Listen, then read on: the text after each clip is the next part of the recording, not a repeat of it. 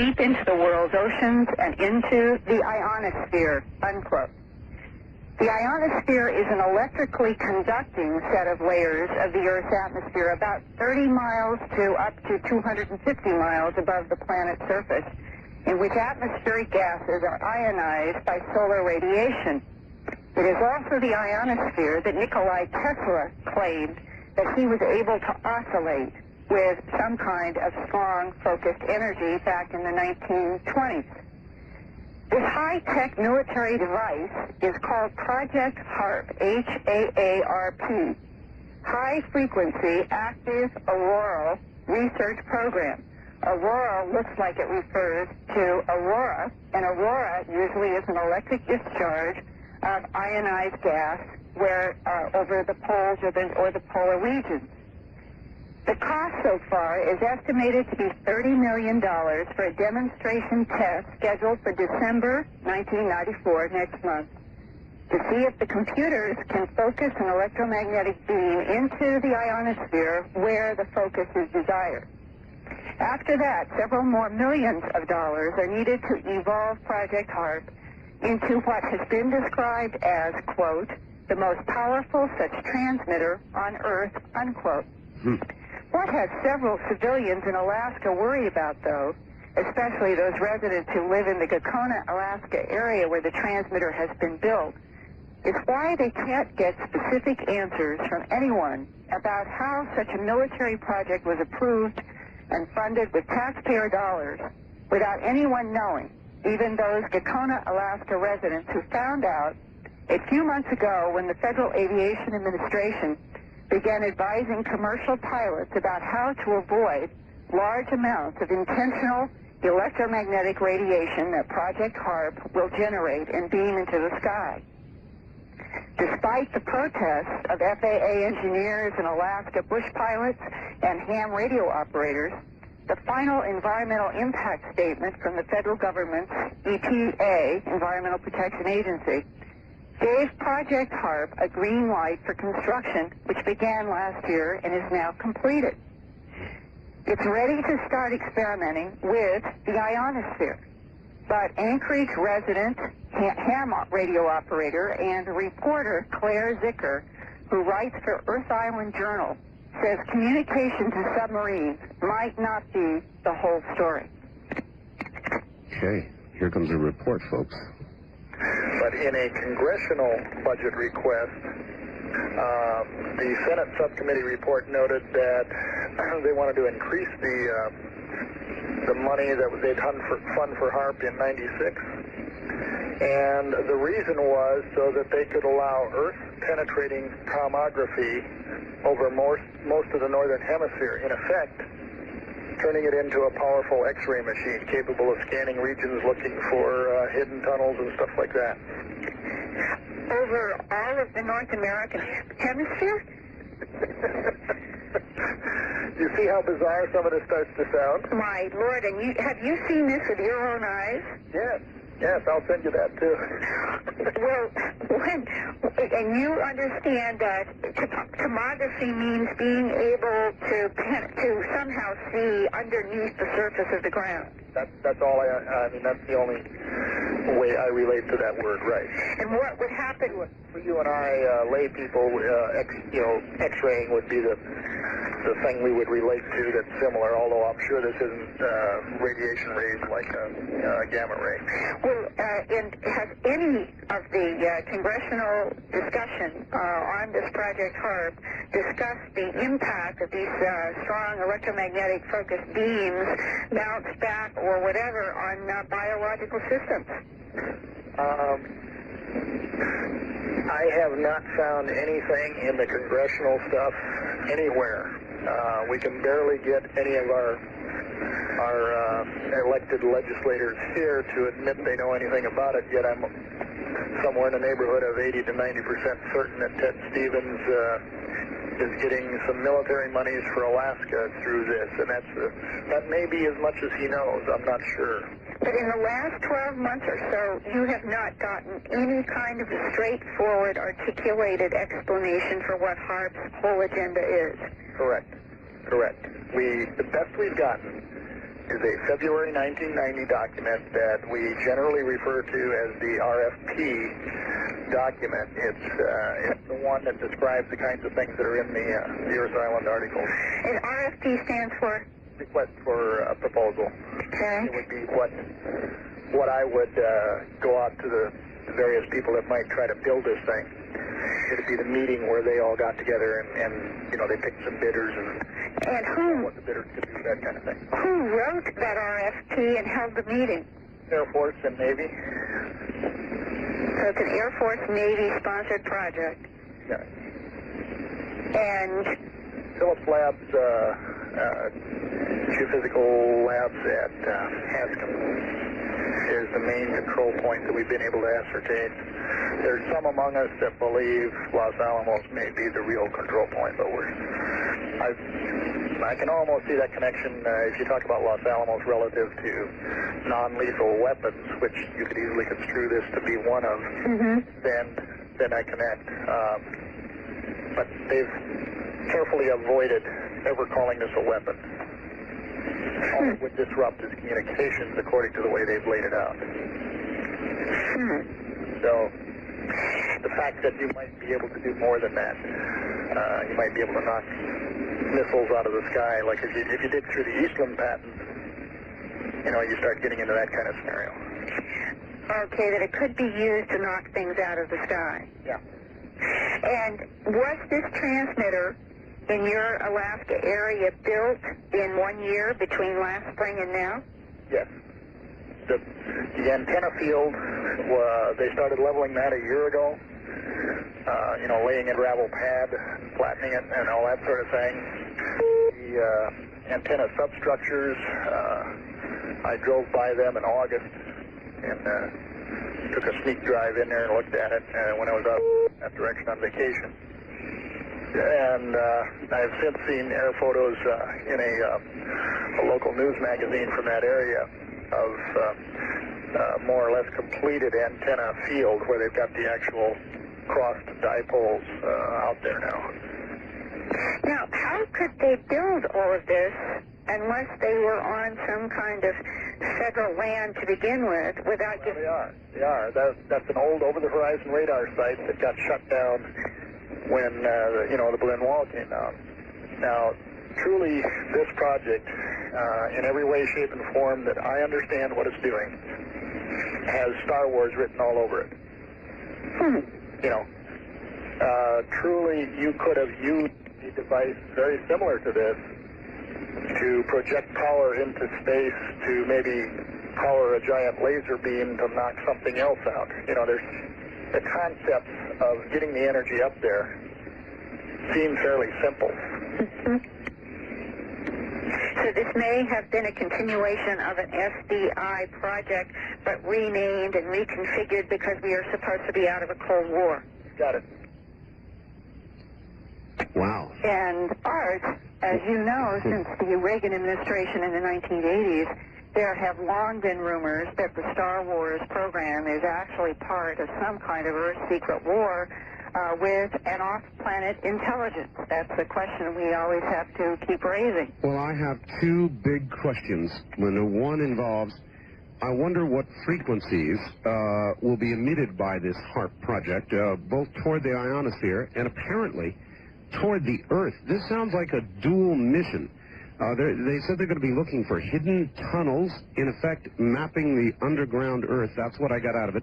Yeah. And then also trying to affect the ionosphere. By manipulating it, oscillating it, and by actually blasting holes in it. Oh, wow. As a ham operator, I'm fascinated, and we will all be listening.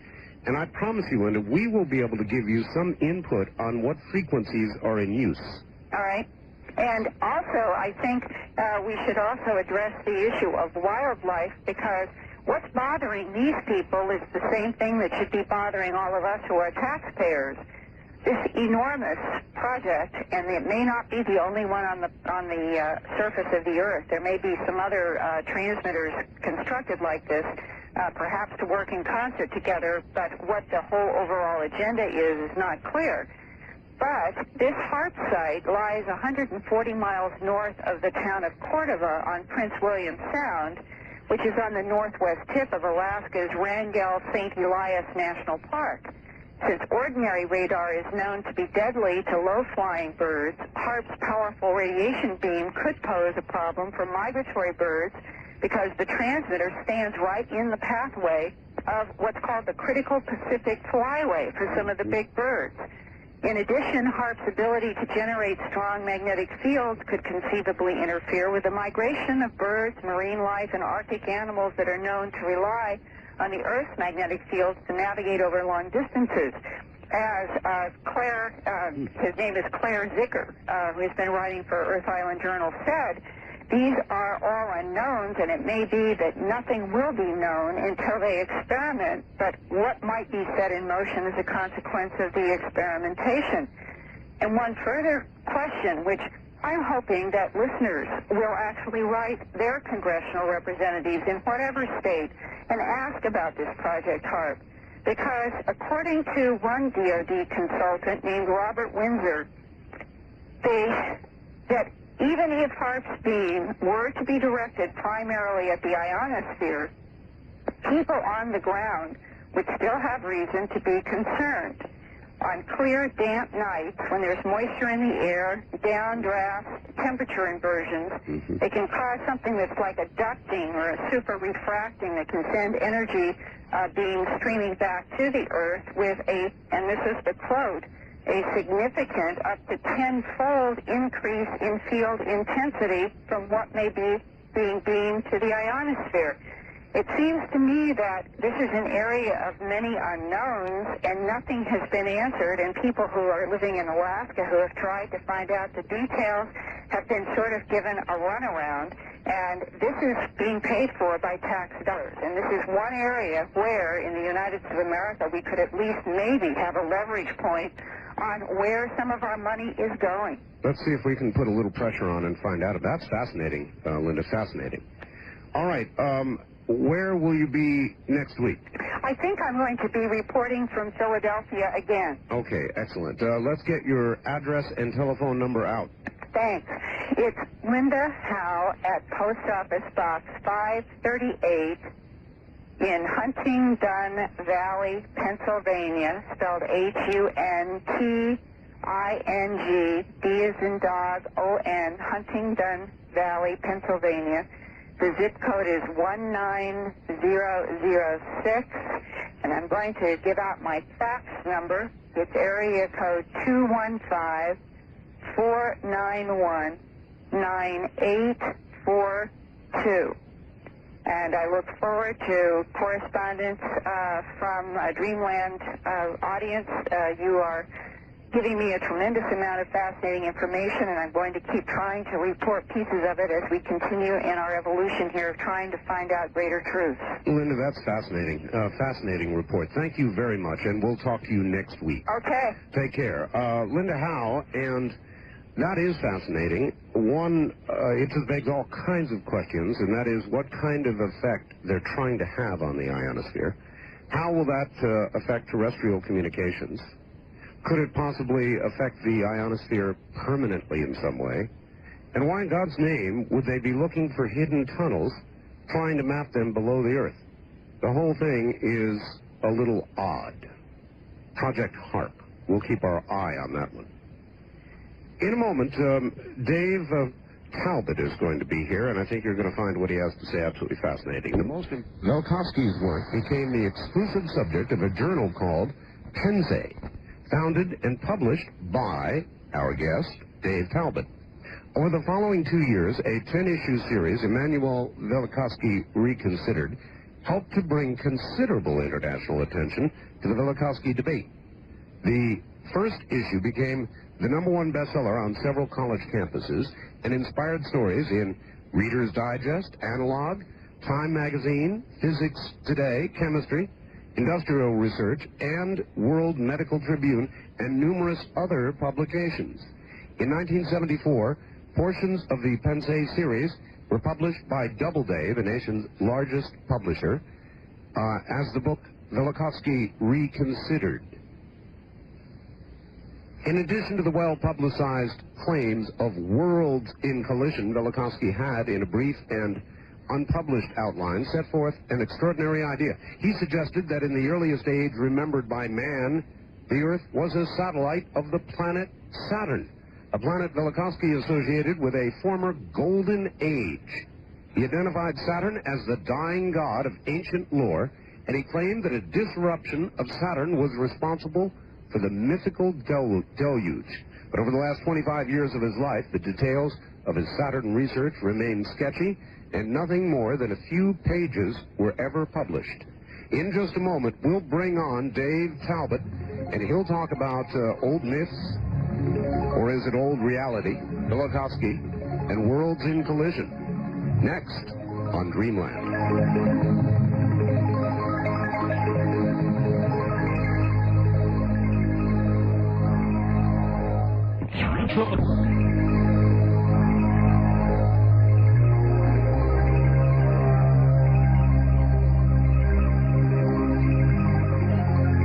Pre-recorded, previously broadcast You're hearing program. Dreamland with Art Bell. To participate in the program, call toll-free 1-800-618-8255. 1-800-618-8255. First-time callers, area code 702-727-1222. Or the wildcard line at 702-727-1295. This is the CBC Radio Network. Was there really a time when people on Earth looked up to see planets in close passes, or perhaps even worse, in contention with Earth? Were planets that close? Was Earth a satellite of Saturn? Let's find out. Dave Talbot is my guest, and he comes to us, I think, from someplace up in Oregon. Dave, are you there? I am indeed, sir. It's Beaverton, Oregon. Beaverton, Oregon. All right. Well, all right, I'm a little sketchy on your work and on that of Miss Velikovsky, so catch us up. Help us. Okay, will do. Velikovsky published a book called Worlds in Collision in 1950. It was a #1 bestseller. It started a horrendous controversy that has gone through some ebb and flow over the past 45 years, but Velikovsky himself, who came to his study with a great deal of prestige academically, was wholly disgraced by the scientific community with that publication. Velikovsky had been a colleague of Albert Einstein's and other leading scholars internationally, but the scientific community was not able to endure Velikovsky's publishing a book of the sort of Worlds in Collision. In that book, Velikovsky argued that the solar system as a whole has been unstable in historical times. Most specifically, and what got Velikovsky in the worst trouble was his claim that the planet Venus, only a few thousand years ago, had coursed through the solar system as a comet-like body, and it nearly collided with the Earth on 2 occasions with devastating results. Particularly because Velikovsky used ancient historical sources, astronomical texts and mythological sources. The astronomical community and the scientific community believed that he had lost it, basically. And that was the beginning of a controversy that has continued.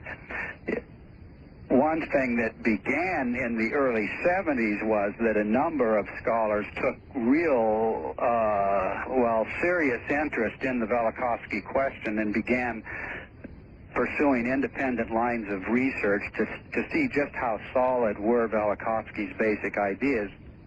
That was the time that I got interested in Velikovsky. I was publishing a small journal called Pensée, and we decided to put out a special issue on the subject of Velikovsky, and the journal just exploded as a result of that, and it became a big seller around the world. It was called Immanuel Velikovsky Reconsidered, and that led then to a total of 10 issues on the subject of Velikovsky. And as a result of that, quite a group of people did begin independent research, and this is a very big subject. I was one who began research with a very particular interest in Velikovsky's claims about the planet Saturn in the earliest remembered times. And I and others pursued the research rather quietly for many years, now we feel that there has been a convergence of research in just the recent years, and also very significant space-age discovery that is dramatically supportive of Velikovsky's claims. What is that? Pardon me? What are the discoveries that are supportive of his claims? You bet. Well, number one, let's just take the Magellan probe of Venus. What we see on the planet Venus today is massive volcanism. We see continental scale lava flows where the normal impacting of meteors and so on over extended periods of time you would think have created substantial scars on the surface. But in major areas of Venus, you find no impact craters at all. There's been an immense catastrophe planet-wide on Venus. There are many converging lines of evidence that are emphasized now from the Magellan probe and with leading physicists and astronomers debating each other as to how it could happen that this surface was so recently sculpted. You have the whole phenomenon of missing rivers and oceans on Mars. By some force, who knows what, water descended on the planet and then it boiled off. Yes. That's an unknown phenomenon. It was not expected by astronomers, and no one has produced an explanation that has gained any scientific consensus. Okay, Dave, what are we suggesting here? That planetary close calls or planetary close passes did these various catastrophic things to the surface of these planets? Is that the idea? That's the basic idea, and that's a fundamental Velikovskyan idea, Art. I don't know if anybody in the history of science, or let's say in the history of modern science, ever proposed such a thing, that the planetary system itself was unstable in historical times, that planets moved on irregular courses, that planets engaged each other in celestial combat, so to speak, and with devastating results, not just on the surfaces of the planets, but in Velikovsky's argument, mankind witnessed such cataclysms, civilizations were devastated, and a collective memory of those events was perpetuated in the form of ancient myth.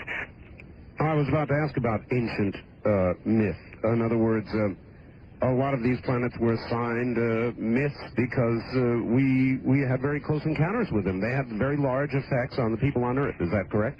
That's the fundamental claim of Velikovsky. I believe that completely. I pursued that area of research for many years. I feel that a definitive argument can be made that the ancient gods were planets or planetary in character, that all of mankind was obsessed with the behavior of the planets, and that the origins of ancient civilization, the origins of the great mythical and symbolic traditions, the first expressions of primitive religions, really all of the distinguishing attributes of civilizations themselves can be related to man's response to these celestial phenomena.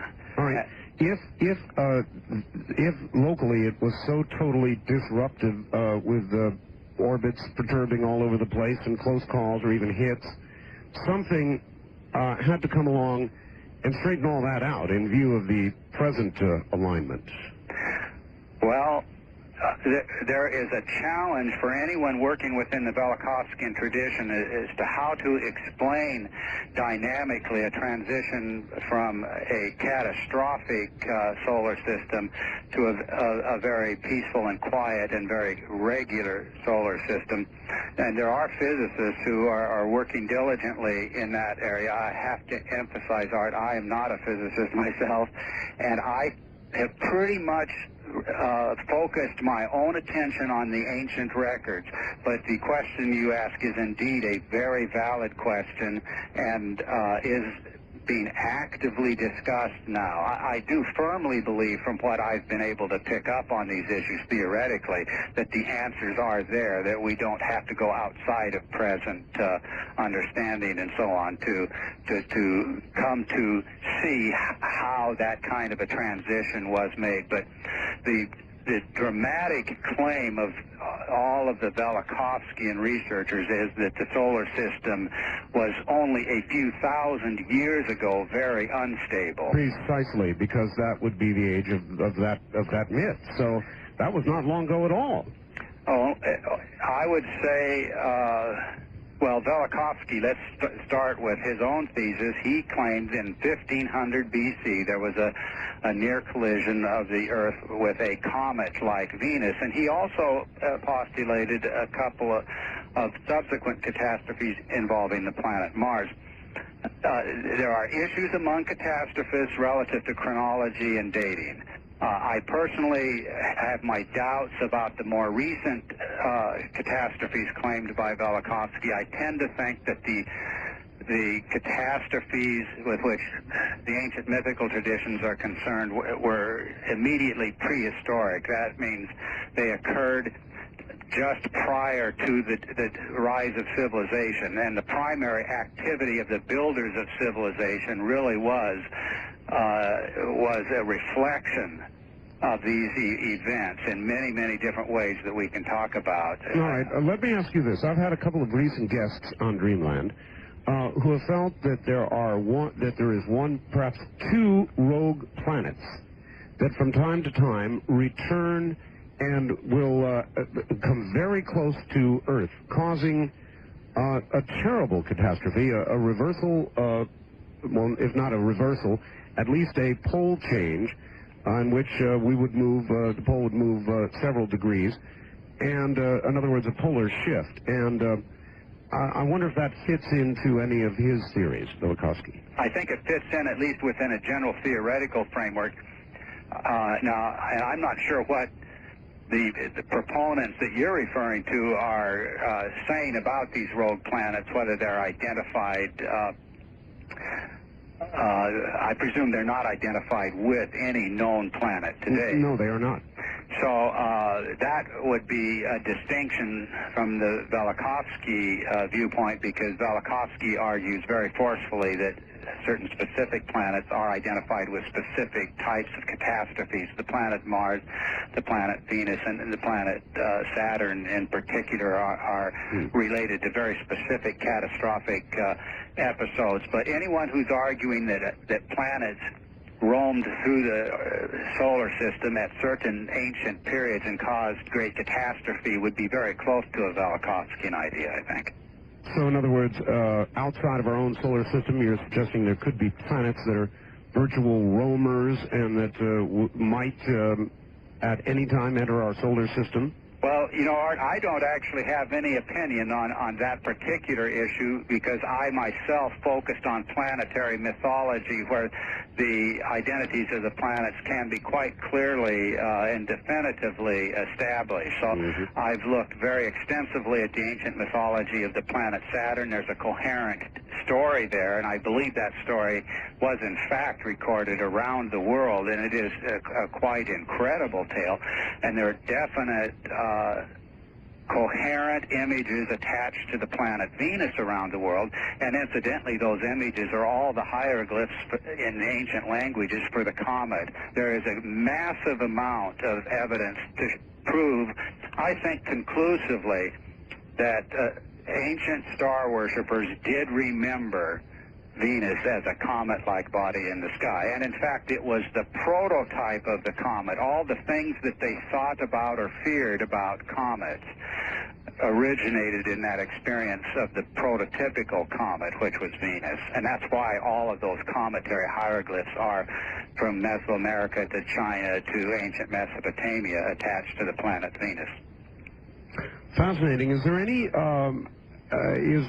idea that anything could occur in modern times or in the future that would relate to what he studied about in the recent past? Well, I myself, again, do not feel in a position to express an opinion on that. I guess what I'm saying is, if things were recently unstable and are even more recently stable, then why shouldn't we believe they could again be unstable from whatever it is that stabilized us? You bet. And it certainly suggests that the question is reasonable. It's only natural for people to ask that question. Mm-hmm. When the comet Shoemaker-Levy plows into Jupiter, everybody is asking that question. Mm-hmm. Could it happen here?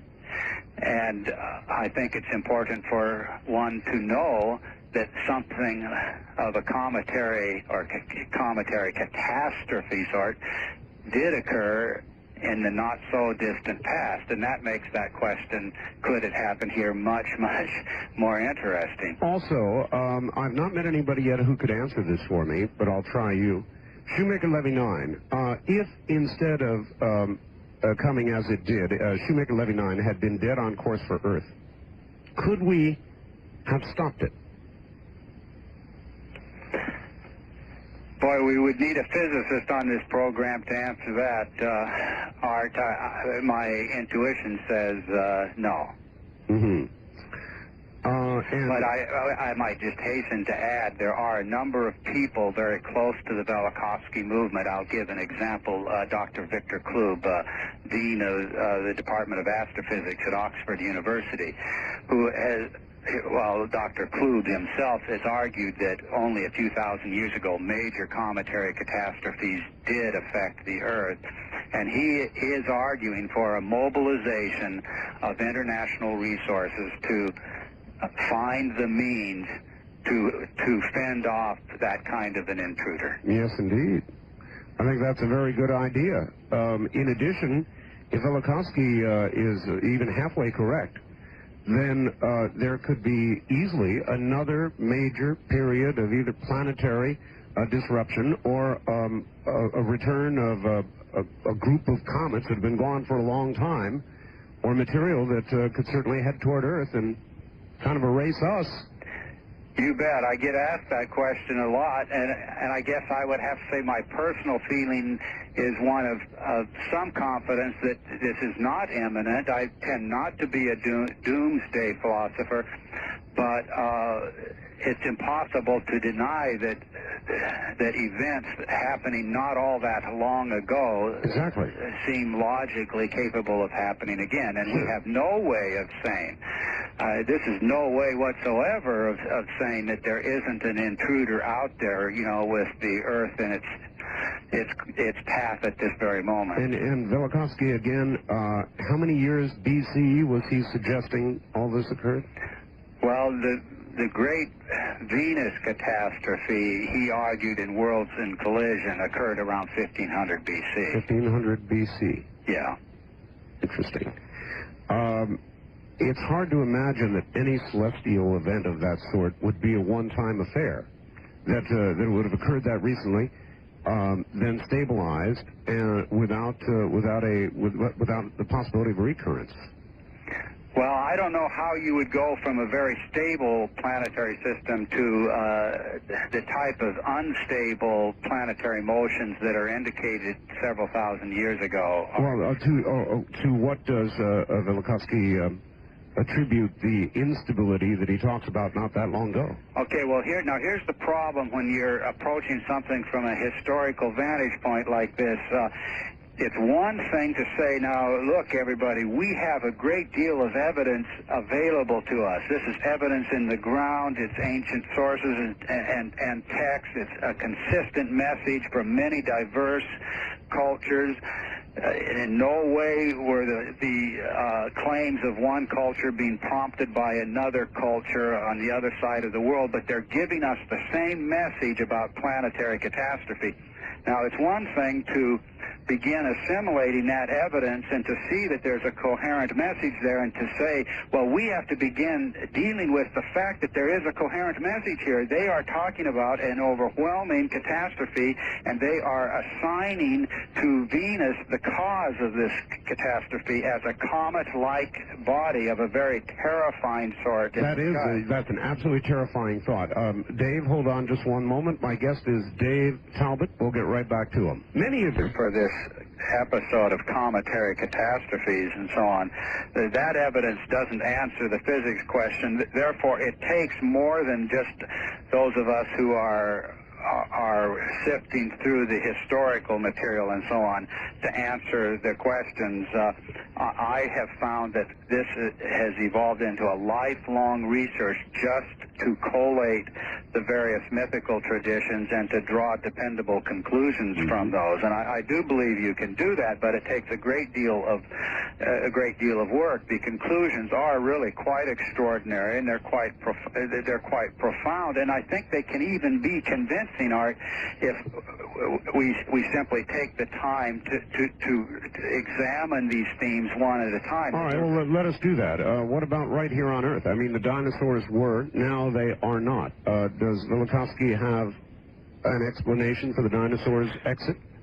He doesn't have a specific explanation for the dinosaurs' exit, because that was, of course, a considerable time prior to the Venus catastrophe and the Mars catastrophe episodes.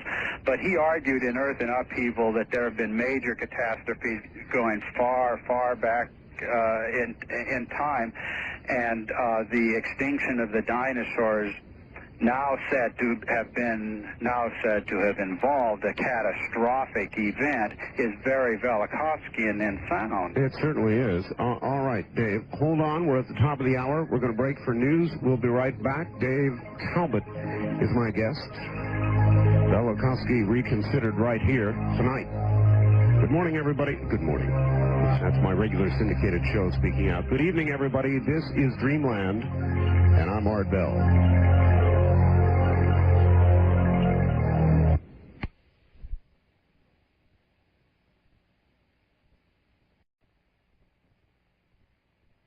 Close to my own heart, because in 1972, when I was really being introduced to Velikovsky's work, I began what has turned into a lifelong research project. And let me just give a quick background on that. Velikovsky had claimed that the planet Saturn and the planet Earth had once moved in very close proximity as part of some kind of a system that subsequently unraveled. That the planet Saturn was the mythical god of the Golden Age. And he spoke of Saturn having gone kind of nova, or some kind of an explosion associated with the disruption of that primitive system. That disruption being recorded, among other things, mythically as the Great Deluge. There was a large quantity of ice that reached the Earth as a result of that catastrophe and gave birth to the Great Deluge legends. But that was just an outline of an idea, and Velikovsky never really drew out all the implications of that idea, and nothing was ever published officially by Velikovsky, but I found it extremely interesting, and it was kind of an open field to begin seeking out the evidences historically to see if something like that really could be substantiated. Now, the result of that was that I actually arrived at a very unified theory of ancient mythology. It's highly Velikovskyan, but it's not strictly Velikovskyan. I did come to the conclusion that Velikovsky's Venus and Mars scenarios in the 1500 BC time frame and then the 700 BC time frame, that those have to be reconsidered, and that there is actually something like a myth-making epoch in which the primary themes of myth originated. And this myth-making epoch was prior to the dawn of civilization. Now, Art, the reason why I'm mentioning this point specifically is this myth-making epoch, I do now firmly believe, can be regarded as the age in which all of the great mythical traditions originated, and that the most traumatic experiences in the history of mankind were involved in this period of time. It was a completely different natural order. The planet Saturn did indeed exactly as Velikovsky claimed, dominate the sky at that time. Now, I found some really extraordinary things that I had never anticipated. One, for example, was that in a number of ancient languages, the words in those languages for sun, these are words that are translated as sun, such as the Greek Helios, or the Latin Sol, or the Assyrian Babylonian Shamash. Those words for sun were the names of the planet Saturn in those ancient languages. Now, that is an extraordinary idea that just makes absolutely no sense. Now, but sense can be made of that if you allow a completely different interpretation to come in. Now, I eventually realized that the ancient sun gods that are at the center of many of the primitive rituals and so on at the beginning of civilization, those sun gods were the planet Saturn. And you cannot understand the story of those gods, such as the ancient Egyptian Atum-Ra. You cannot comprehend those stories in terms of anything familiar to us today, and in terms of anything we see in the sky today. The planets were the gods. The planet Saturn reigns in the beginning as the preeminent monarch celestially, the universal monarch, the ancient sun god. And there was, at that time, a spectacular configuration of planets in the sky. It stretched across the whole polar region of the sky. And, Dave, is there any pictograph evidence of this? In other words, if people in ancient times could look into the sky and see Venus that close. Yes. I can understand it would create the mythology you're talking about, but I would think there would be a lot of pictograph recordings of that. Well, I think that was a primary preoccupation, actually, of ancient star worshippers. The pictographs are everywhere. And, Art, I can tell you that I do not know of any recurring themes in the total body of pictographic evidence around the world. I do not know of a single theme that can be identified that answers to anything in our sky today. Not one, actually. Well, what can you point to that points to Velikovsky's... Well, I think actually all of the primary pictographic themes do relate to this ancient myth-making epoch and to a planetary configuration that evolved in very spectacular ways in the sky. Now, and it isn't going to be possible in the period of time that we have for me to kind of demonstrate a point conclusively, but I can kind of suggest some ways in which the evidence can be approached, and as time allows, I think people who get into this subject substantially and orient themselves to the various mythological themes, they will begin to pick up the integrity and the coherence of these themes. One is the idea of the ancient sun god. Well, pictures of the ancient sun god were drawn around the world. Now that image, which is involves a number of complexities, also occurs at very simple levels as well. It involves a circle, and inside the circle you have another circle or a star. Now that image of an orb or a star in front of or in the center of a larger circle is a universal pictograph of the ancient sun god. But that's only the beginning of the pictographic story, because that image has many, many different associations. But I'll tell you something else. If you look, whether it's Mesoamerica or ancient Egypt or ancient Mesopotamia, that star in the center of the circle, which is the larger circle, is always the sun god itself. Right. That star in the center is always Venus. Always.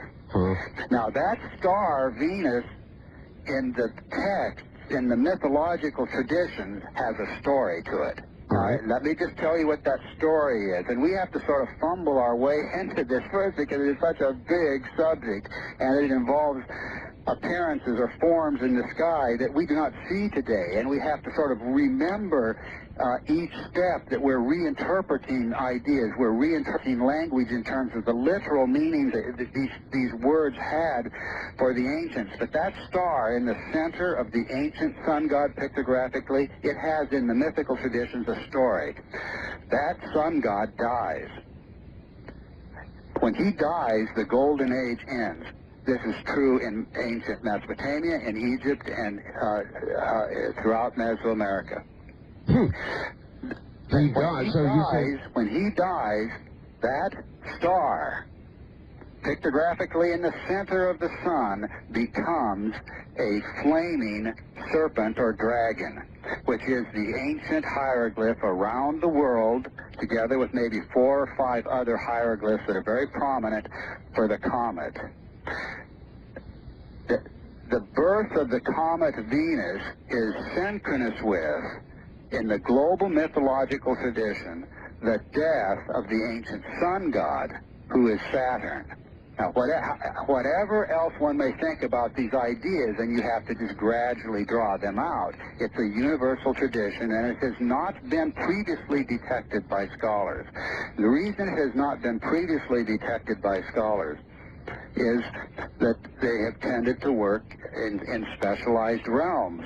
And when they have seen such anomalies as the name for the word translated, or let's say the name for the sun, meaning actually the planet Saturn, they think they're dealing with a local anomaly. So what is that suggesting occurred? That there was a pass close enough to us? Well, no, let's see if we can answer this question first, then. What was happening fundamentally at that time? Right. We were part of a planetary system in which the planet Saturn loomed throughout the age, remembered mythically as the Golden Age. It loomed as an immense body in the sky. It was the ancient sun god, the central luminary of the sky, the universal monarch. Now, if you take any region's ancient traditions of kingship, you trace the lines of kings historically backward, you eventually reach a mythical first king who is a very luminous figure, who is in fact the ancient sun god.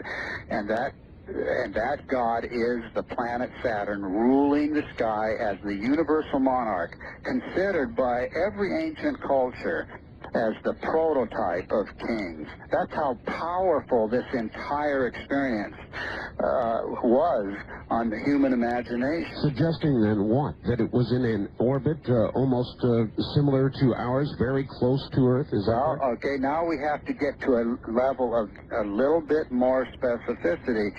Not only did this ancient sun god dominate the sky, it was motionless. It did not move. Now, as bizarre as it may seem, it does not matter which ancient culture you go to, that culture will place the ancient sun god at the stationary center of the sky. It is the pivot of the celestial revolutions.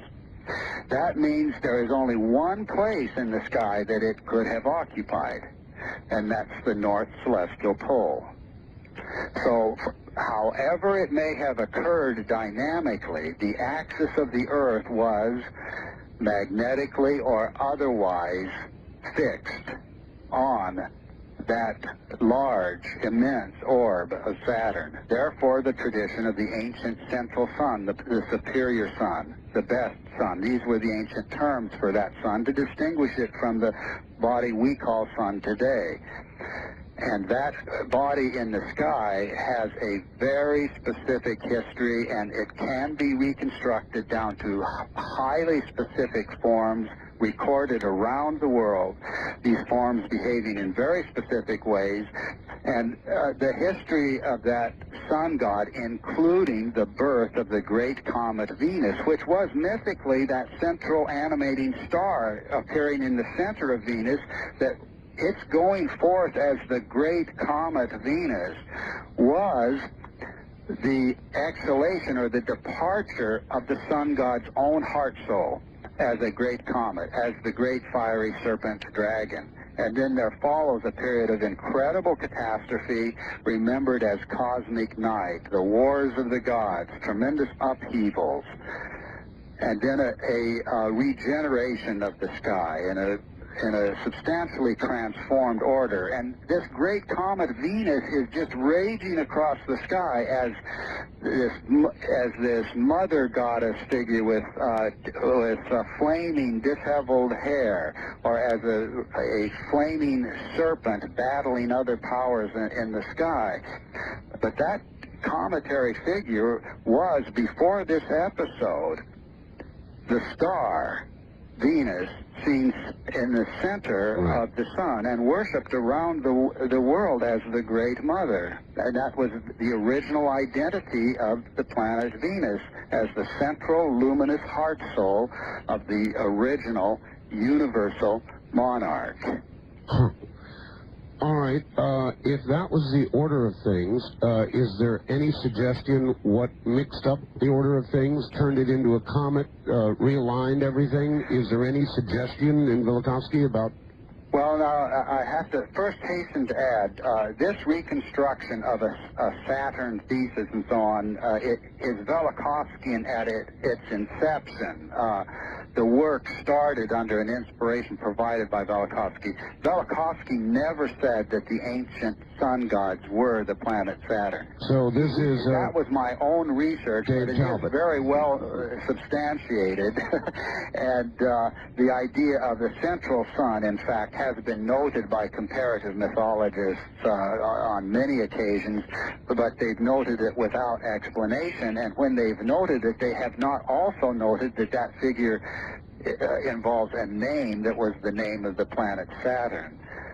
So I did take the research significantly beyond Velikovsky's seminal work, and it began then a lifelong study of what I regard as the myth-making epoch, a discrete period before the birth of civilization in which man experienced extremely catastrophic events. They were the most traumatic experiences ever for mankind, I believe, and at the same time experienced celestial happenings and celestial events that were incredibly beautiful.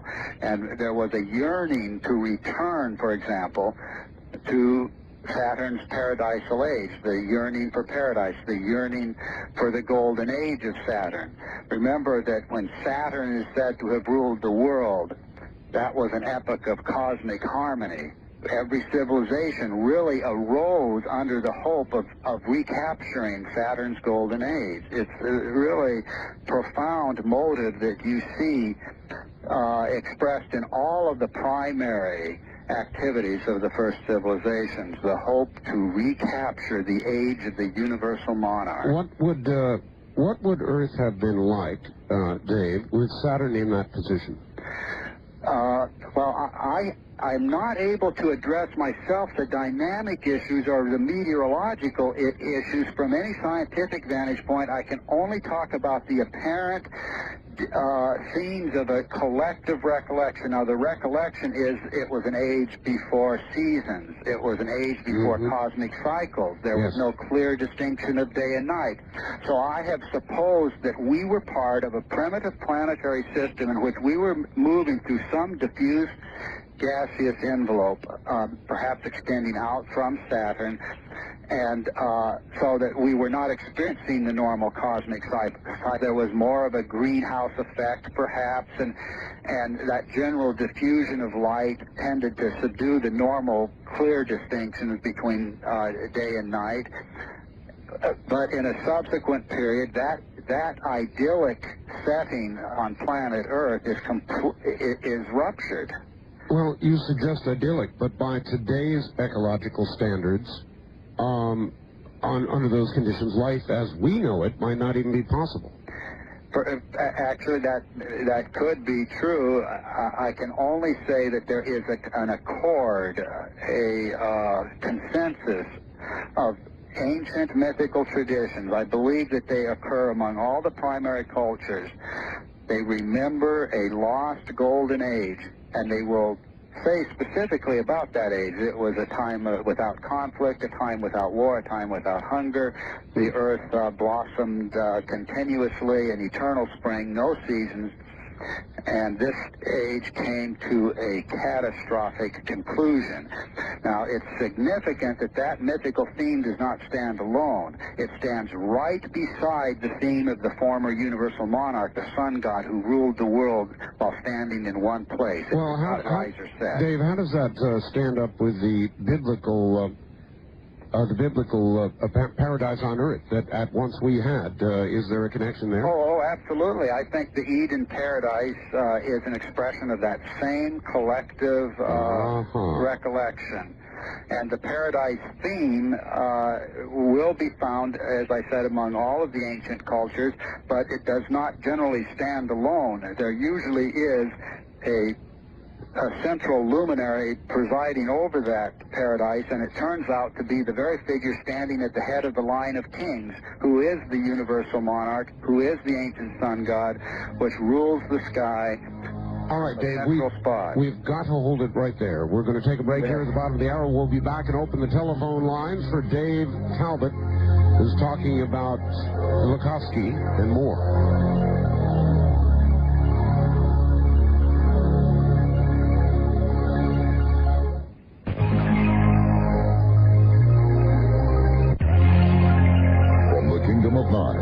You're hearing Dreamland with Art Bell.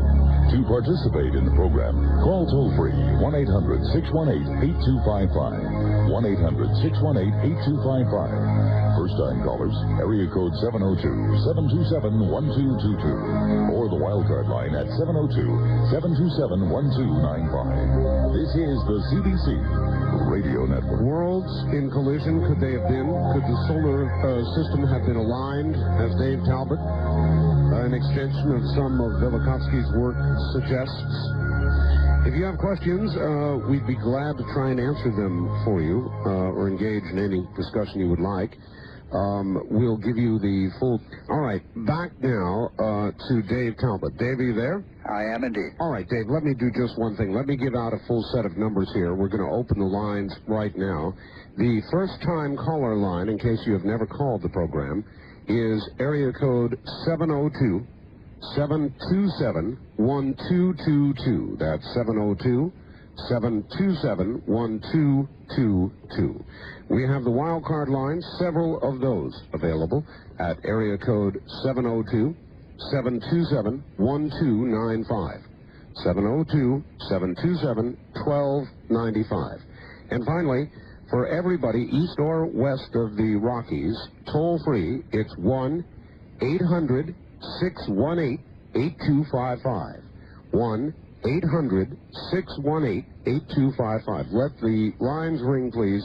Until they are answered, we will come to you as soon as it is your turn. Are you ready, Dave? I am, sir. All right. Here they come. On the wild card line, you're on the air with Dave Talbot. Hi. Hello, how you doing, Dave? Very good, sir. Yeah, I was interested. I heard you talking about how Venus may have entered the solar system as a comet, and I was going to say that might explain why it rotates the sun in the opposite direction of the rest of our solar system.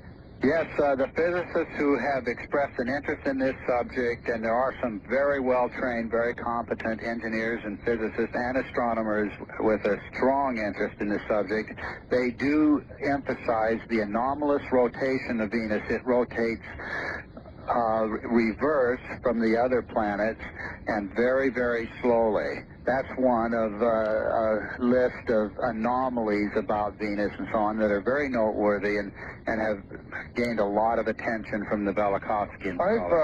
I've often wondered if there could be a series of planets on the opposite side of the sun that rotate possibly in the same gravitational plane or maybe in another gravitational plane of the sun, and maybe, as you know, different planes of the sun rotate in opposite directions and at different speeds, I believe, or maybe not at different speeds, but they rotate in opposite directions and they rotate separately. Okay. This is I'm sorry to say, outside completely my own area of expertise. All right. All those subjects are very fascinating to me, but I just have to defer to people who are really expert in that area. All right, very good. On the first-time caller line, you're on the air with Dave Talbot. Hello. Hello. Yes, sir. Where are you? I'm in Burden, Kansas. All right. Okay. Go ahead. You're on the air, sir. Go ahead. Yes, I read Velikovsky in the early 70s, and at that time, just from my understanding of Velikovsky, I made some predictions myself that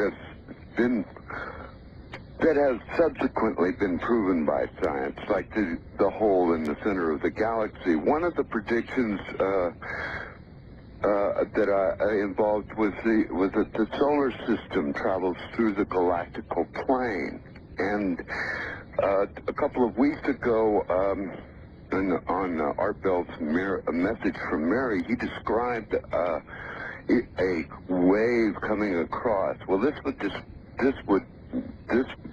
fit into the prediction that I made about the galactical plane having a wave. Do you know anything about this, and has your studies led you to believe anything in this regard?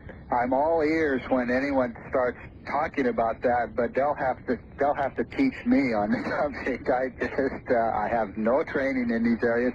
I've been so completely preoccupied with sifting through the ancient material and reconstructing the primary themes around the world that I have not had the time, except for more incidental discourse with astronomers and physicists that are pursuing the Velikovskyan areas of research. It would be nice to sort of have a Velikovskyan physicist, for example, sitting alongside me here, because these questions are very fascinating. And I'm sorry, I have nothing that I could say to add to your comments. All right. On the wildcard line, you're on the air with Dave Talbot. Good evening. Good evening, sir. Hello? Hello? Yes, turn your radio off, Oh, ma'am. ma'am. Yes, turn your radio off, please. Okay. Okay, where are you calling from? I'm calling from San Diego. San Diego. Go ahead. I'd like to find out about Zachariah Sitchin's book, if that has any corroboration with what this gentleman has to say. No, I think we're actually working in completely different fields of research. My own emphasis has been on planetary mythology. I've gone back and I have looked into all of the themes relative to ancient planets and celestial bodies. I personally concluded that the great themes of myth do have a very direct relationship to a spectacular planetary configuration in the sky. I believe that configuration can be reconstructed down to a surprising level of detail, and that the story is truly coherent or consistent from one culture to another once you recognize the original meanings of the symbols. And this is all very literal. They drew pictures and they told stories about great celestial forms. The character of these forms can be identified from a study of the languages themselves, and that you can see there's a coherent story there. It's just that we've tried to interpret that story by reference to our sky today, and none of the story, or none of the aspects of the story, make any sense in reference to our sky today. Now, Sitchin is really coming from a completely different vantage point, and I really don't have an opinion other than this. I do feel that his approach to Mesopotamian gods that I did observe and I cannot recall the name of this particular book, I did feel that he was not representing the context in which those figures are actually presented in historical sources. He was not representing those contexts properly, but beyond that, I don't have anything to observe on that. Well, his theory is that he got this information by decoding ancient records way back, maybe 30,000 years ago. Yes. And so that's why I wondered if you had read about that or knew about that. No, again, that's really outside my bailiwick, too. Okay. On the toll-free line, you're on the air with Dave Talbot. Good evening. This is Fritz from Phoenix. Hello there. Dave, have you ever given thought how Velikovsky came up with his writing system with Venus? Perhaps he was focused on by some outside intelligence. What do you think? Well, he was also a great scholar, and we have to give him credit for that, because he moved toward his thesis about the planet Venus through a series of steps.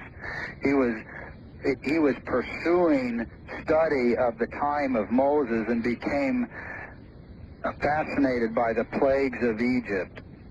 And he concluded that there was a great natural event that occurred and could explain those plagues, and he began to look deeper, began to notice parallels in other lands, began to realize that there is a body in the sky. Yeah, that's all fine and well, Dave. What the caller is asking is whether there is some a suggestion or any suggestion in his work that extraterrestrials influenced it. Is that right, Fritz? Yes. All right. No, I think actually there is, to the contrary, evidence that he worked through a systematic set of findings to draw his conclusions. So the answer is no? I really don't think so. All right. On the wild card line, you're on the air with Dave Talbot. Hello. Hi. I just wanted to comment on the extraterrestrial aspect of the last caller. Yes. That Simyasi, in the Zoe Meyer contact in Switzerland, talked about a great event that occurred where basically the magnetic fields of our solar system were disrupted, and there was all the planets changed position. And this happened sometime between 12,000 BC and the best that I can tell around 2024 BC.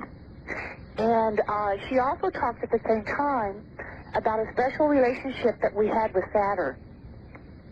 Oh. So I just wanted to point that out in terms of the ET involvement. All right, thank you. Okay, in other words, Dave, if you're working from known mythology, some of these folks are coming from a different direction, but the story seems very similar, and it would seem to me that in your work, you might want to investigate some of these avenues that would tend to corroborate what Velikovsky said. I will indeed consider any relevant information that is passed on to me, and I do have an interest personally in these other subjects, and will always try to keep an open mind on them.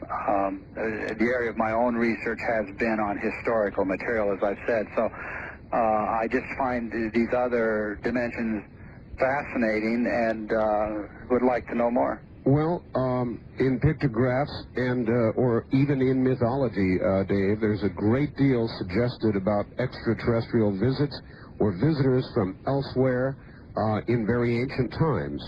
And so maybe there is some sort of connection. On the first-time caller line, you're on the air with Dave Talbot. Hi. Hi. This is Dick. I'm calling from Reno. Yes, Dick. We have not been able to receive you tonight because this lousy station, KOH, has preempted your program with a football game. Well, don't say they're lousy. Well, they are. Actually, they're a very good radio station, and they will carry the program after the game. I would like to suggest that you get on KNX because of the skip. KNX comes up here very well. Yes, I'm well aware of KNX. And it's a much better station. Yes, well, KNX doesn't do talk, sir. They do news. No, I know. We listen to it most of the time, except when you're on. I see. Anyhow, this station has many problems, technical, and they have the worst conceivable local commercials you can imagine. Well, you know, if I were you, I would be very careful about slamming your local affiliate, or you may end up with none at all. Well, none would be better than this. Sorry. Thank you. And again, I would be very careful about doing that. You're going to end up with no affiliate at all. On the toll-free line, you're on the air with Dave Talbot. Hi. Hi, I'm Andrew. I'm calling from Laguna Beach. Hello, Andrew. Hi. Dave, I really enjoyed the show, and I've read Velikovsky's work. Very good. And I've been to Egypt and in the Valley of the Kings and to some of the older tombs. And it is amazing, the murals, the astronomical murals surrounding some of these ancient tombs. Oh, yes. My big question is, in your theory, you have a Saturn being in the north. Yes. How would the southern hemispheric land masses view it. Well, they wouldn't actually, and it is interesting that the traditions nevertheless seem to be present.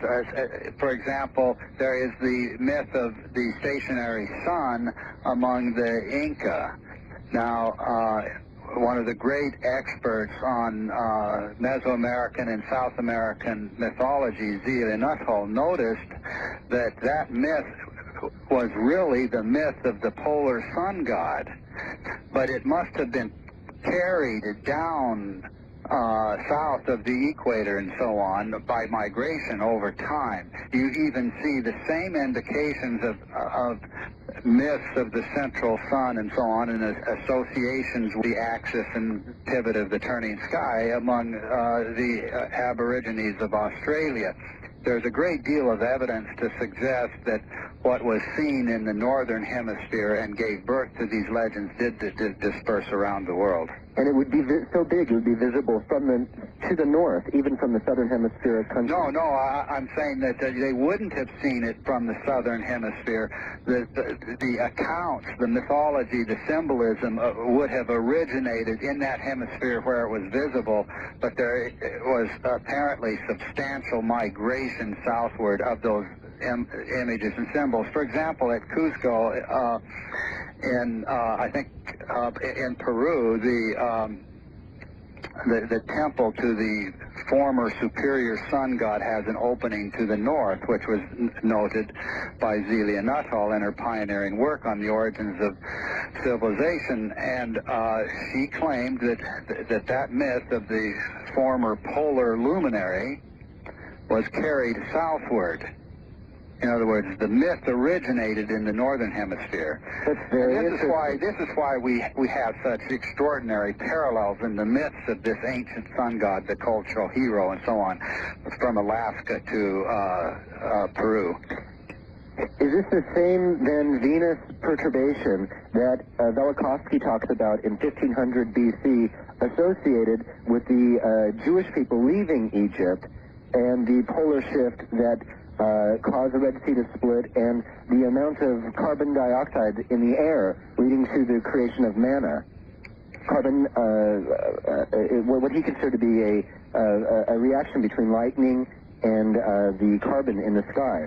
Could you elaborate? Well, let's just talk about Velikovsky's idea, and I really have to, for Velikovsky's sake, distinguish certain things that I've talked about from his work.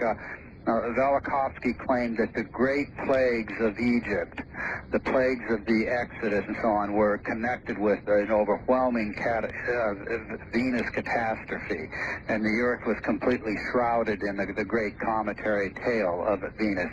He claimed that out of that gaseous envelope, there was a congealing of hydrocarbons, or carbohydrates, I should say, of an edible sort, and that material descending on the Earth was the source of manna in the Exodus account. And directly associated with Moses and the migration through the desert. Yes, and he claimed that there was an event remembered as the parting of the Red Sea that was caused by the tidal forces of Venus, and the plagues of Egypt, the great wind and the earthquake and so on, and perhaps even the descent of vermin were related to this Venus cometary catastrophe. Now, I'm in a little bit of an ambiguous position here because my own research led a little in a different direction, and I tended to reinterpret some of these things in a non-Velikovskyan way. Well, Velikovskyan in the fundamental sense, but not Velikovskyan in the specific sense that he was interpreting those stories. So I think out of respect for Velikovsky, we need to acknowledge that it was he who claimed that manna had descended from a in other words, what you're saying cometary tail. All right. What you're saying is you don't buy that, and that's where you differ with him. Is that about right? Yeah, I've not been convinced of that. Let's put it this way. All right. Very good. Well, we don't have to tiptoe around things, Dave. Okay. And I'll avoid that. Okay. On the wild card line, you're on the air with Dave Talbot. Hello. Hello there. No, you're not. On the second wildcard line, you're on the air with Dave Talbot. Good evening. Hello there. Hello. Yes, hello. Yes, I have, pardon? Go ahead. Well, I have over 700 replies from an ad in the newspaper. For what? And, pardon? For what? Could you hold on just a second? No. Goodbye. On the first-time caller line, you're on the air with Dave Talbot. Good evening. Hello there. Hello. Yes, you're on the air. Turn your radio off. I have done that. Okay, good. Where are you calling from? From Phoenix. From Phoenix. All right, go ahead.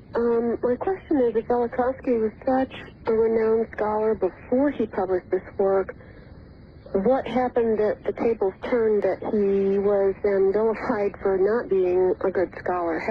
How did it not get turned around that people took the work more seriously rather than degrading the scientists? That's a good question. What vilified him, Dave? Well, he claimed certain things that the scientific community as a whole felt were completely incredible. And they would never believe that only a few thousand years ago planets were moving on such erratic courses. They would never believe that ancient mythology, a completely discredited source, could provide you a level of evidence on which you could challenge the foundations of modern science. Science has always assumed, in considering the planets, that those bodies have moved on the same courses for many, many millions of years. Well, and entire schools of science have actually been founded on those premises. Yes, well, it would seem to me to support the biblical version of things, Dave. Yes. And you do agree with that. Now, as you know, the Bible claims that creation is not very old, that things were very different not very long ago, cosmically, just a few thousand years, and this would tend to support that. Isn't that correct? Well, I don't think Velikovsky believed that he was supporting that kind of literal interpretation of the Old Testament and so on. Well, whether or not he thought it, did think that they thought that that's what Velikovsky was doing, and in a sense, he was throwing his weight behind those kind of literal interpretations of the Old Testament. All right. On that note, we've got to pause. Top of the hour. You're listening to Dreamland from the High Desert. I'm Art Bell.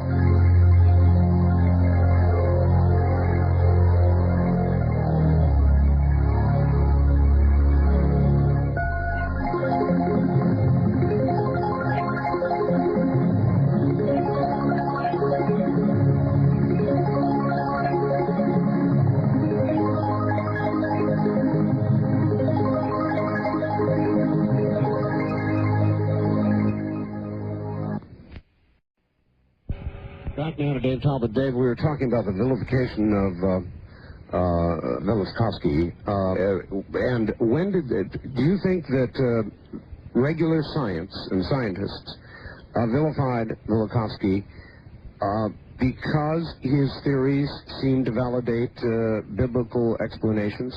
I do think that was one of the reasons, and they said so explicitly. I think there were other reasons as well. I think every leading scientist of the day was entrenched in a work that had existed by inertia for many, many decades, and life's work was invested in those theoretical frameworks. Textbooks were written, classes were taught with these theoretical frameworks leading the way.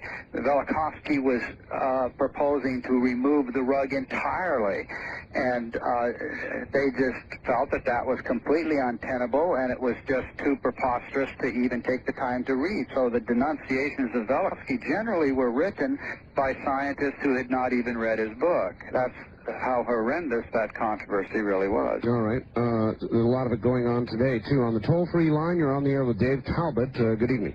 Hello, good evening. This is Eugene speaking from SoCal, Northern California. Yes, sir. Good evening. I had a question concerning Velikovsky's theory of reverse polarity. Did he allege it was caused by a large body moving close to the Earth? Yes, he did, as I recall, and I believe that he suggested that an electrical discharge passing between the comet Venus and the planet Earth was involved in a reversal of polarity, and he suggested also a tilting of the axis of the Earth, in fact, a tipping over of the Earth. Okay, was this a phenomena caused by a large comet, or was it a potential scenario that could occur again? Did he predict it may Well, I occur guess again? as Art himself was emphasizing, if it happened once, why couldn't it happen again? I don't have any reason to say that it will happen again, but I couldn't say that it never will. Okay, I had one other question that's sort of related. There was an abduction in Pascagoula, Mississippi on October the 11th, 1973. I don't hear much about that abduction. Was it, did they find it was fraudulent? Or Okay, well, that would be out of the scope of my my guess, right, Dave? Or do you have something else? I would not have anything I could say on that. All right. A large electrical discharge that caused a reversal of the poles.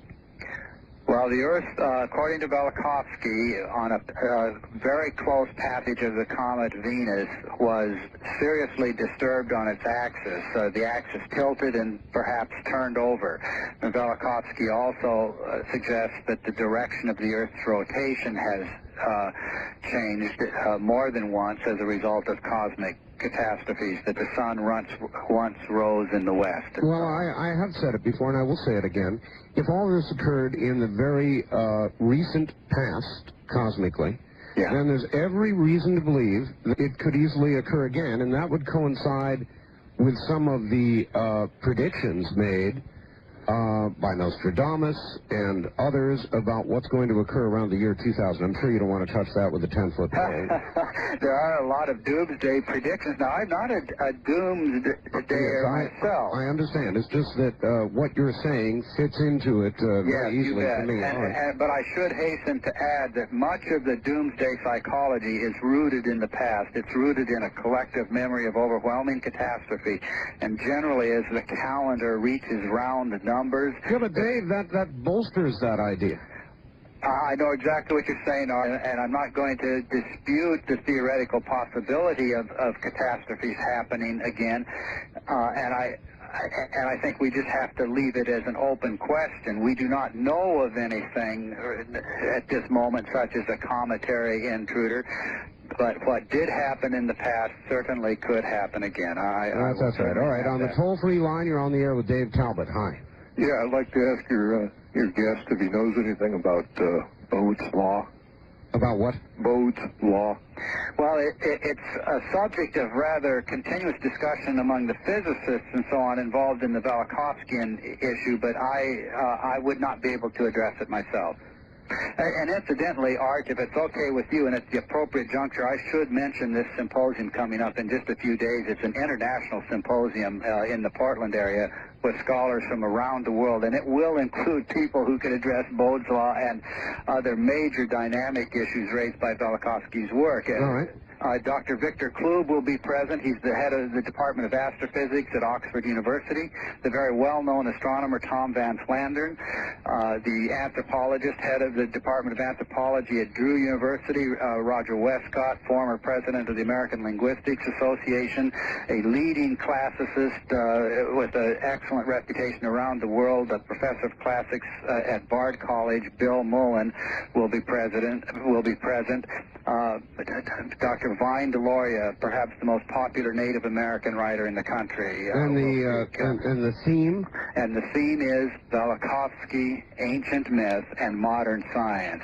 Now, what I am able to bring to this discussion is the ancient mythology. What really rounds out a discussion such as this is having a physicist, an engineer, an astronomer, a geologist, an archaeologist, an anthropologist, a mythologist, and a historian all sitting together and comparing notes, because it has really happened that over the past 20 years, some real leaders in the scholarly community, coming from many different types of education and training, are drawing converging conclusions that are supportive of Velikovsky. This is a breakthrough kind of international event happening in the Portland area the 25th to 27th of November.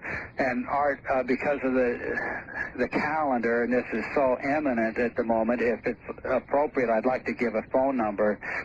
Particularly people on the West Coast, I think they can find a way to get here for that event and have an interest in the Velikovsky subject. All right, go ahead and give the phone number. It's 503-643-5863, and please call between 10 o'clock in the morning and 4 o'clock in the afternoon, and we'll give you full details on the symposium. All right, area code 503-643-5863. Yes, and that's for information on the symposium 25th to 27th of this month, so it's only days away, but it is going to be an event that will get a great deal of attention, and the scholars are coming to this event with impeccable credentials. And they're not all Velikovskians in any strict sense at all. They are all, I believe, catastrophists and believe that major catastrophes have occurred in remarkably recent times, and it's a great gathering of scholars. All right. On the wildcard line, you're on the air with Dave Talbot. Hi. Hi, Art and Dave. This is Al from Joshua Tree, California. Yes, sir. Yes. And I'd like to ask Dave a question. In your research, Dave, were you able to find that the mythology of all religions today came from astronomy, astrology, and also the 12 signs of the zodiac? All right. Well, the 12 signs of the zodiac, I personally believe, are late, sir, but the astronomical or celestial origins of the great myths of the world, I have no doubt of that. The first expressions of the religions were intimately tied to these great mythical traditions. The religions were entirely cosmic in their original orientations, and I mentioned earlier the myth of the original superior sun god, and those religions venerated or worshipped that ancient celestial power around the world. There really is no question on that, and I'd be happy to talk further on that if there's any specific questions that anybody has in that area. Well, what would be the best example you could give us of that, tracing some modern religion? Well, let's take the ancient Egyptians, because they are so ancient and they're so well expressive of the origins of civilization and the profound orientation to the sky. The original sun god, Atum-Ra, is remembered as having presided over a golden age. He is remembered as the prototype of kings in the sky, organizing a celestial kingdom that became the model, the exemplary kingdom in the sky that was the model for the kingdom on earth. But that figure eventually fades into the background. The end of the age of Atum-Ra really is characterized by overwhelming catastrophes and wars of the gods. Now, that myth is really universal. You see the same thing in the age of Kronos, for example, which is remembered as a golden age, and Kronos was the prototype of kings in the sky. The end of the age of Kronos meant the birth of catastrophe, the wars of the gods, the clash of the titans, and so on. Well, Kronos was, of course, the Greek name of the planet Saturn. The Greek ostracon also identified the Egyptian sun god Ra as the planet Saturn. Now, there are a whole series of interrelationships here. It takes time to draw these out, but you do eventually see that there is an incredibly coherent story. All right, to the phone lines. On the toll-free line, you're on the air with Dave Talbot.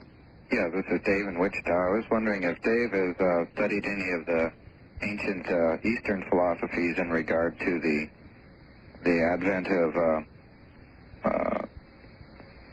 celestial catastrophes on Earth. Oh, yes. That's a good point. Oh, yes. Now, there was, of course, a pervasive myth across India of the ancient central light of heaven, Brahma. Brahma was remembered as the light achieved the center and summit and rose and set no more, and presided over a golden age. Now, that age of perfection ended in a sweeping catastrophe. And it's really a myth that corresponds perfectly with the myths of other ages, with the myths of golden ages around the world. I guess right now we're at the bottom of the Iron Age, and if assuming that, well, there's 7 ages that all get wiped out cosmically by the Earth tilting on its axis, and I was wondering if there's 3 of them that have been destroyed by comets, they say, and so I was wondering what the other 4 could have been destroyed by, perhaps Saturn? Mm-hmm. Well, I think you have to be really careful when it comes to these systems and so on that evolve later. What happens with tribal merging is that you get a great number of traditions of catastrophe being assimilated in various chronicles and so on, and then various philosophies and systems of analysis emerging in which they pull together the different threads. Well, there's a lot of duplication going on in that, and you don't generally find a coherence from one culture to another when it comes to these elaborated systems of, how many ages have there been, how many catastrophes. Yes, but should there not be, David, aside from the cultural differences and the perspectives, the stories or the mythology should be very similar? Well, I think the stories are similar, but they're also duplicated to an incredible extent. I mean, the same mythical figures, for example, will exist by the hundreds in certain regions of the world. You see that there's an ancient mythical figure that I would call the warrior hero, for example. He can be identified through systematic analysis as having been originally inspired by the behavior of the planet Mars. Now, that figure, the warrior hero, emerges in later times as a kind of trickster figure that just populates mythology by the thousands. And that's because every ancient tribe remembered this figure. This figure was very active. He is always a consort of the mother goddess who turns out on analysis to have been the planet Venus. But what did that mean? I mean, these aspects of the story require quite fine analysis, but that there was a figure remembered by all of these ancient tribes as the great ancestral warrior hero is really significant. You look at details of that story down to many fascinating parts and so on, that they would occur around the world is just too remarkable. This is the warrior hero prince who consorts with the daughter of a great king. Now, why? Where did such a story come from? Well, I believe you can actually answer that by going to the earliest expressions of those myths, and you see that the myths originated in a spectacular celestial epoch, an epoch of celestial figures behaving in very specific ways. The planet Saturn is at the heart of that story. The planet Venus is intimately involved in that story, as I suggested earlier. And the planet Mars is, in fact, the most active figure of all, and which is why he populates the mythscape so dominantly in later times. All right. On the toll-free line, you're on the air with Dave Talbot. Good evening. Hello there. No, you're not. On the wildcard line, you're on the air with Dave Talbot. Hi. Hi, I'm calling from San Diego. Yes, sir. And I just wanted to restate again about Sitchin. Did you call earlier, sir? No, the lady called up and tried to say something. I think Sitchin is kind of related to Mr. Talbot's idea, because he talked about a period of 3,600 years where an extraplanet in the solar system closes in, and some of the things that are explained by it, such as the asteroid belt, which was a result of an earlier collision with one of the moons of this planet. And if I do a little quick math, since your author said that the things that Velikovsky talked about occurred at 1500 BC, it should be coming back about 2100. Oops. I made exactly the same connection, caller. I thought it would be good to talk about. And the second thing I wanted to ask if he's planning on publishing his own ideas pretty soon. That's a good question. How about that, Dave? Well, I published a book called The Saturn Myth in 1980. It was published by Doubleday, and I have a series of volumes. This work has expanded substantially in the last 5 to 7 years, and it will be some time before I can bring those to completion. But I'm with a group right now that is in production on 2 video documentaries. One is called Velikovsky, and the other is called In Saturn's Shadow. And that second documentary does highlight the Saturn research. So I'm hoping that through a series of video documentaries we will be able to save some time in bridging the communications gap here to get a general story out to people, and then the published material would follow that. But this is a field in which the interest has been very high now by scholars who have been pursuing the historical material, and I think there is an incredible story that is going to come out in the next few years. Do you expect there to be discoveries in modern astronomy or science, any other field of science, which will begin to verify Velikovsky? Well, I really do, and I think anybody who would take a fair look at the direction of space-age discovery would have to say that the image of the solar system presented by modern science today is much more Velikovskyan in appearance than it ever was in the vicinity of 1950 when Velikovsky published Worlds in Collision. I mean, everything that we have learned about the planets as the result of space-age discovery has emphasized recent geological activity. All right, Dave, on that note, we've got to pause here at the bottom of the hour. Dave Talbot is my guest, the works of Velikovsky and beyond. Less than 2.5, or just about 2.5 hours now to order the newsletter. The inaugural edition. After that, the chance gone. The number is 1-800-917-4278. Visa MasterCard only. Visa MasterCard only. $29.95 a year at 1-800-917-4278.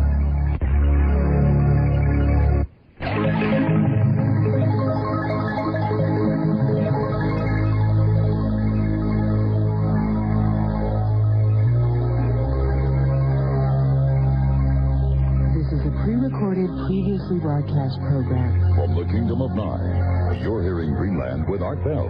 To participate in the program, call toll-free 1-800-618-8255. 1-800-618-8255. First-time callers, area code 702-727-1222. Or the wildcard line at 702-727-1295. This is the CBC Radio Network. Yes, sir. All right. Here's a fax in from Mike in Olympia, Art and guest. I have extensively researched the pole shift theory due to be triggered by the conjunction on May 5th, 2000. Part of my research led me to Velikovsky. I missed an hour of the show, so I don't know if this was brought up or not. What do you think of the 5-5-2000 possibility? Well, actually, you're mentioning that right now is the first I've ever heard of that, and I would just have to group that with other predictions of doomsday events that they're just so completely outside my own area of expertise. Well, it is Velikovskyan. It's just the It's a future. Velikovskyan idea, certainly. I mean, it has that motif to it, and I'd be interested in seeing when people have something to suggest relative to a anticipated disaster and so on. I'd be interested in seeing the nature of the reasoning. I do think we have to apply normal rules of logic and demonstration and not fall into the trap of just simply speculating on a subject randomly. And we do see a lot of that when it comes to this type of subject. So I'm personally, I'm very reluctant to make statements relative to anticipated disasters. That the solar system has been unstable in very recent times is enough of a warning to us. And beyond that, I think that we have to speak with some evidence in hand and so on. All right. From Al at the University of Arizona, I'd like to ask Dave if he's looked into historical India, because they understood astronomy to be to a very high degree. India is also where the Greeks learned science. This was during Alexander the Great. Well, I have looked into the great myths of India extensively, and yes, there was a burgeoning astronomy in India. It did tend to come later. I think most scholars would say that the birthplace of astronomy was in Mesopotamia, and they would say as well that the Greeks picked up a great deal of learning on astronomical matters from the Babylonians and so on. But the ancient mythical traditions of India, I do feel, speak with the same voice about the ancient golden age, the catastrophic conclusion of that age. You see the same figures of the mother goddess and the warrior hero very active in subsequent epochs and so on. And these stories can be reconstructed down to very, very finite details, I believe. All right. On the toll-free line, you're on the air with Dave Talbot. Hi. Hello. Hello. I was caught unaware. I've been trying for so long. I thought, well, I'm going to get disconnected in a moment. Three things I'd like for you to touch on. First of all, Venus, the name Venus, and the root word meaning light, Lucifer, and its connection. All right, let's take these one at a time. Anything there, Dave? Well, I think there probably are a lot of old Indo-European roots related to Venus. One of the interesting associations of Venus is as the old hair star and the bearded star. You have the bearded Venus, Venus barbata, the bearded Ishtar, the bearded Aphrodite, and so on, which is particularly incongruous in view of the female character of that personality. And yet it is very dominant. The word Venus itself has been connected with an ancient Indo-European root meaning beard or lock of hair. Now, in the ancient lexicon of the comet, the beard and the lock of hair is the foremost hieroglyph for the comet. All right, we've got to keep these short, Dave. Your second question, caller? Also about the idea of the 12th planet and how why the Sumerians based their numbers on 12. I don't have anything to add to that. Second thing is perhaps we were in a binary system in which two stars orbited each other, and the asteroid belt came from where they canceled out, and the object could no longer hold itself under its own attraction.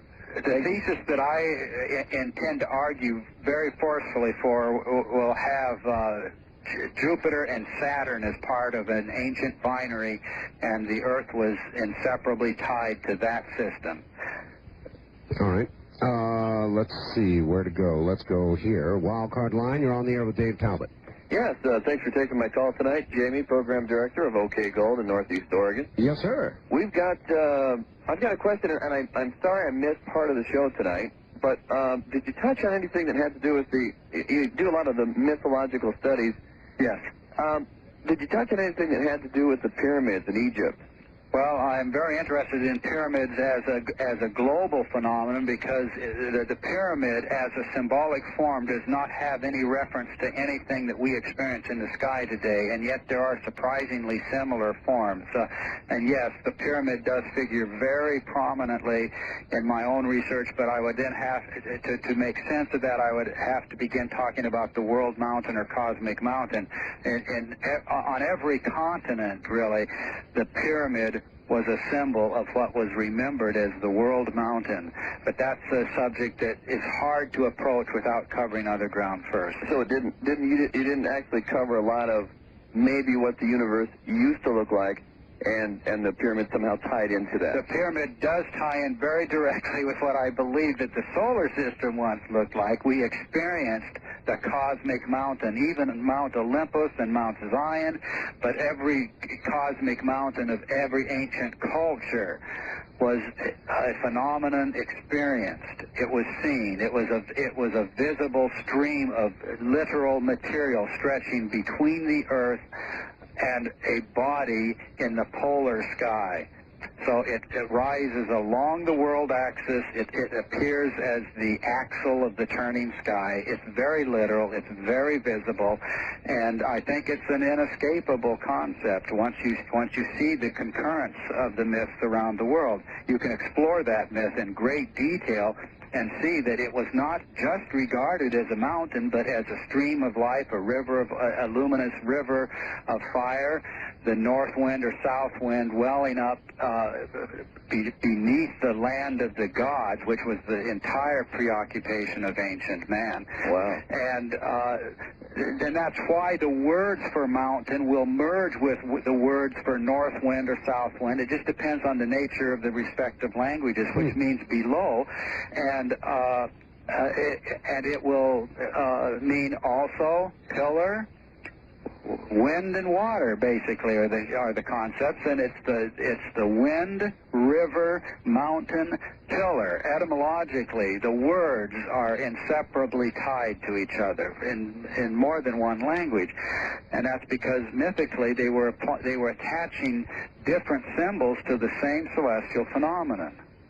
Wow, what can I say? Sounds huge. Thanks for taking my call. Thank you for making it. It sounds like it would take another program to do all that. There are many details which it will do better to circumvent right now. All right, on the toll-free line, you're on the air with Dave Talbot. Good evening. Yes, Cincinnati Biohazard here from KVI Country. I have some dates of planetary alignment. Okay, I think that's the May 5th date, 2000. Is that one of them? What day? May 5th of 2000? I have June 19th, 2001. That's closest, but I also have October 4th, 1995, and June 15th, 1996. And a question to you, Art. Yes. Have you seen Generations yet? No, not yet. Well, Art, he just mentioned the concept of alignment, and there is an ancient mythical concept that is very crucial here, and it's fundamental to the entire reconstruction that I'm offering, and that is the myth of the Great Conjunction. The myth is that the planets stood in line during the mythical Golden Age. There was an alignment or conjunction of planets of a different sort than we see today. Today it's a very tentative and ephemeral alignment and very remote from us. But the planetary system that I am proposing we experienced so dramatically just a few thousand years ago involved a sustained conjunction of Saturn and Jupiter. The two bodies were moving on synchronous orbits, so we could not even see Jupiter. Now, this is why when that planetary system broke down, Jupiter emerged as the sun god reborn, the sun god regenerated. Jupiter is, in all of the dominant astronomical traditions, the child of Saturn for reasons that make no sense to us today. And when Kronos is overthrown, it is by Zeus, who is Jupiter. When Saturn gives way to a successor, that successor is Jupiter. But you can pursue that identification throughout the ancient astronomies, and you see essentially the same story of the Golden Age giving way to catastrophe, and a new figure then looming subsequently, who is identified with Jupiter. There's no reason looking out at the distant stars and so on, or planets, why we would conjure these kind of ideas out of nothing about the planets. There's some concrete experience involved in all of this. All right. We've got to continue. On the toll-free line, on the air with Dave Talbot. Hi. Yes, I'm a religious studies student at the University of Arizona in Tucson. Yes. And I'd like Mr. Talbot to clarify a statement he had made earlier. It was about the primitive religion. All right, turn your radio off, please. Oh, sure, hold on. About primitive religions. Okay. Yes, go ahead now. I was curious that he had made a statement saying that primitive religions, and he cited Egyptian solar religions, saying that they were merely based on astronomical phenomenon or myths associated with astronomical phenomena. And yet, in my studies, I've been taught that primitive religions really are based on the worship of nature or anthropomorphication. We have to distinguish here between primitive religions in the sense that I was using it, and in the sense that you use it. You mean like modern primitive tribes and so on. Sounded better. I see modern primitive tribes as simply giving us very distant echoes of ancient beliefs. I was using primitive in the sense of the first recorded or the first known religions that can be identified from historical sources. Those religions were incredibly preoccupied with cosmic themes. And I suggested that this ancient sun god figure, who is explicitly identified in the astronomical traditions as the planet Saturn, not the sun, that this figure is at the center of these ancient rituals and rites, that civilization itself seems to have been born out of those rituals, reenacting a former time, the golden age of Saturn. And so then modern, for example, early American Indian culture would only show you brief echoes of this much older myth. That's exactly so, I believe. But the preoccupation with things in the sky was literal, and it was complete. And even the technologies of the early civilizations can be shown to have a very interesting connection with those earlier rituals. I mean, where did the wheel come from, for example? There was a wheel being used in rites and rituals around the world before man ever harnessed the wheel for any practical purpose. That wheel was cosmic in its mythical context. They turned praying wheels and various calendar wheels and other wheels on the walls of temples before they ever used a wheel for a practical purpose. That was their reenactment locally of the turning of the cosmic wheel in the sky. Now, who holds the cosmic wheel in the sky? Well, look at the ancient myths of the planet Saturn in many cultures. You'll see him holding the cosmic wheel. That was a visible apparition in the sky. It towered over man. Every ancient city, every ancient temple was a replica of that great wheel, which is why they were originally conceived as wheels. There's an incredibly large story to be told on all of this. All right, Dave. On the toll-free line, you're on the air with Dave Talbot. Hi. Hi. Where are you, sir? Radio. Hello? I'm calling from Arizona. I can barely hear you talking to your phone. Can you hear me now? Yeah, that's much better. Okay, I'm calling from Arizona. Yes. I was wanting to ask him what was the significance of the sun then? What did the sun itself serve as? Well, I don't have any doubt that the sun was present, but it wasn't the subject of the myths. What the myths were focused on was an evolving, spectacular configuration in the sky. It was immense. It was extremely close to the Earth. It was catastrophic. The fate of man hung in the balance. The reason why I say the body we call sun was there is that configuration of planets involved a spectacular crescent on Saturn. Now, as the axis of the Earth was turning, that crescent revolved visually around the polar center, and that gave the ancient daily cycle. The relationship of that crescent to the archaic cycle of day and night is very clearly established. That crescent pointed west, so to speak, and was descending as the sky darkened and that configuration grew bright. It was directly below as the configuration was most spectacular and bright. Then as the crescent rose to the right, the sky was surrounding it was brightening, and so the configuration faded. And as the crescent was above, that was the period of diminished light of that spectacular configuration. And I throw this out as a test for anyone. Investigate ancient symbols of the crescent and its relationship to the daily cycle. That symbolism will make no sense in terms of any behavior of our little crescent moon today or anything of that sort. You will see a direct relationship between the positions of that crescent, and it might be just depicted as a pure crescent, or it might be presented as the horns of a bull or the twin peaks of a great cosmic mountain or a ship sailing around the sky.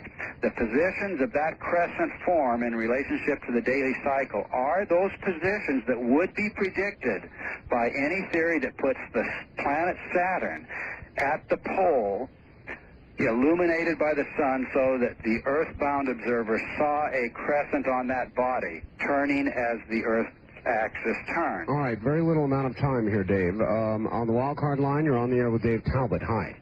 Hi, I'm calling from Eastern Oregon. Yes? And my question was, in your research, did you find anything relating to the Star of Bethlehem? Oh, good question, actually. That really is a good question, but unfortunately, no. So the answer I just never reached that particular subject, and my suspicion is that most everything that is stated in that regard is speculative. But all right, on the toll-free line, you're on the air with Dave Talbot. Good evening. Yeah, I need Linda Howell's full address. I have a ton of stuff to give her on the HAARP. Well, okay, HAARP stuff. Yes, Can I get that? Yes, we gave that earlier in the program, sir. I didn't get it all. I got P.O. Box 538, Huntington, and I just need the rest. I think it's Huntington, Something Pennsylvania? Pennsylvania? Yeah, it's in Pennsylvania. Huntington Beach, I believe it is. Let's see. Huntington Valley, Pennsylvania. And the zip code is 19006. Oh, great. I got a ton of stuff for her. Well, okay, there you go. Thank you. All right, thank you. Well, Dave, once again, do you want to quickly give us the information without going through all the speakers on... You bet. International Symposium, Portland, Oregon, at the Holiday Inn, Portland South, the 25th to 27th of this month.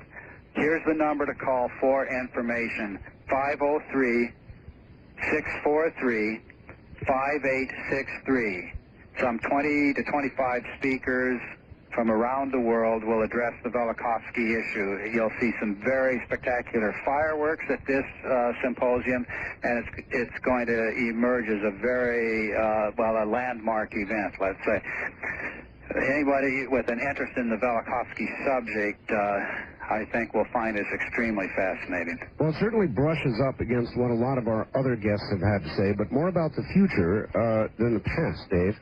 But maybe that's how we learn about the future, is studying the past. Indeed. Dave, I want to thank you for being on the program. My pleasure. It's been a pleasure having you, and we'll have you back again sometime. Oh, I hope so. Dave Talbot, thank you very much for appearing with us on Dreamland.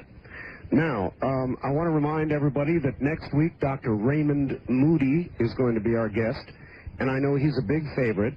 Dr. Moody seen just about on every television program dealing with anything that relates to his work at all. Most recently, the Ancient Prophecies television program. And I guess this is my last opportunity, and I mean my last opportunity, to urge you to call and get our newsletter, After Dark. This is it. The deadline is in about 2 hours. 2 hours from now. After that, your opportunity to get the premier issue is gone. Only Visa and MasterCard orders. Repeat, only Visa and MasterCard orders. Do it now or be sorry. The number is 1-800-917-4278. Again, 1-800-917-4278.